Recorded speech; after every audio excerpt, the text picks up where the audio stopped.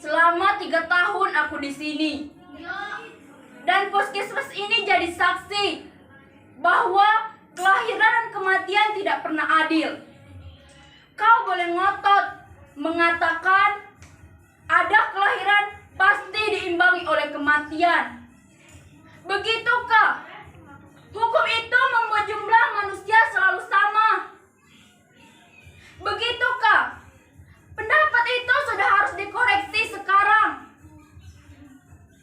Di beberapa tempat bahkan kelahiran jauh lebih banyak daripada kematian. Lihat saja kotamu sendiri.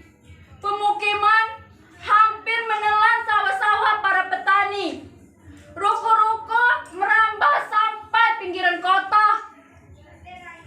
Itu tandanya kelahiran jauh lebih banyak daripada kematian.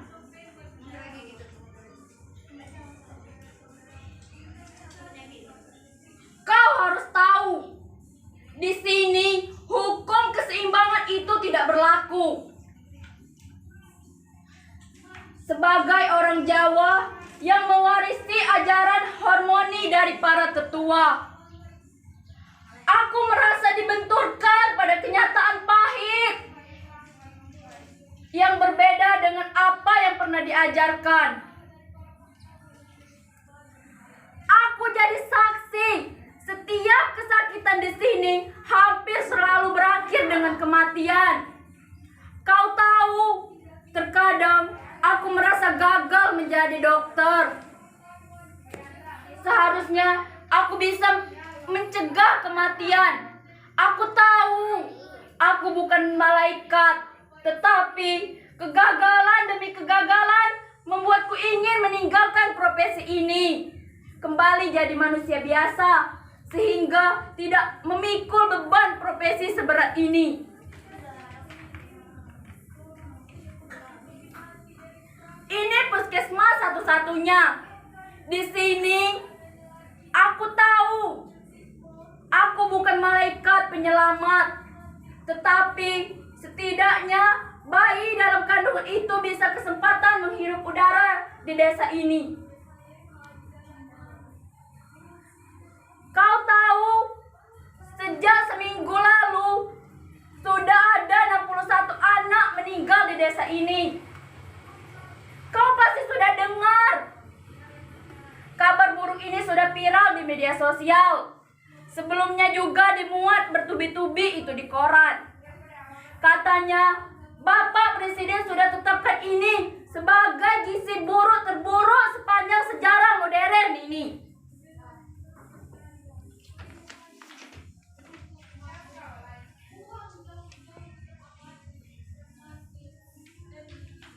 Maaf Bapak Tibo, Dokter Rahayu cuma mau bantu kita yang sudah lama sakit-sakitan. Dokter ini juga bantu lahirkan kita punya anak-anak. Semua sukarela, tak pernah meminta ongkos. Jadi dia tidak punya urusan dengan beras. Oh, bagaimana kau bisa bilang begitu, Koga? Dulu ada niat baik dari orang Jawa yang dikirim kita beras.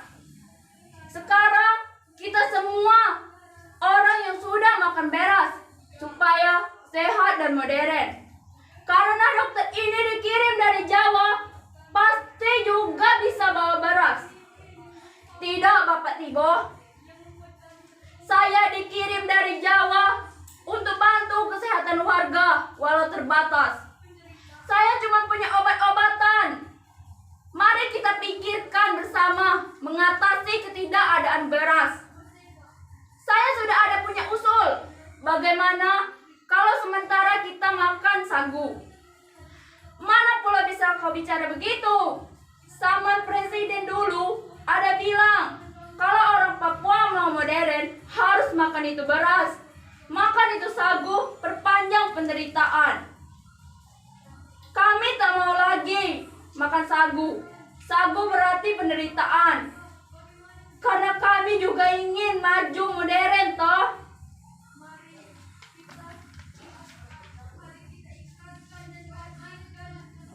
Bapak Tibo, saya boleh tanya, Bapak Tibo dulu dilahirkan mama setelah kerjasama dengan ada punya bapak. Oh, apa kau tanya-tanya itu? Tanpa mereka, mana bisa kita ini begitu kah? Waktu mama dan bapak kerjasama, mereka makan apa toh? So pasti makan sagu. Aku tahu. Ia mulai terjerat. Orang Jawa so bilang, kalau kau berhenti makan itu sagu dan mulai makan beras, kau pasti modern, tidak lagi disebut primitif. Kami di sini semua ingin jadi orang modern toh. Jadi modern tak harus makan itu beras. Orang Belanda tak makan beras, tapi makan roti dari gandum. Karena gandum hidup di tanah Belanda. Mana pula bisa begitu?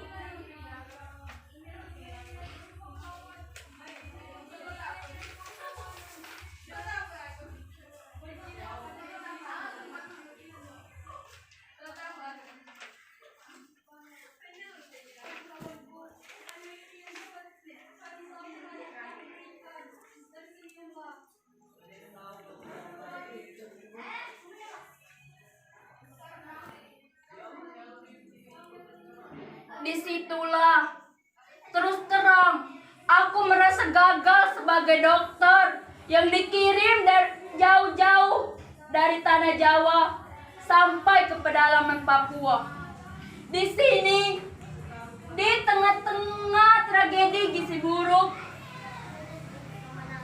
mengapa tragedi gizi buruk itu bisa terjadi? Kekayaan alam yang berlimpah, mengapa? Sungguh tak bisa kunalar dengan logika kepala. Sudah ku coba menjadikan kematian demi kematian sebagai energi untuk bertahan.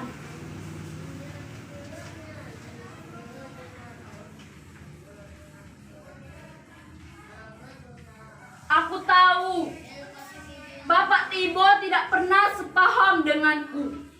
Tetapi di ujung penderitaan ini hanya kebersamaan yang bisa menyelamatkan hidup kita. Suatu hari nanti masih untung kami punya dokter. Beras itu tidak penting lagi karena kami bisa hidup dari apa saja. Pak.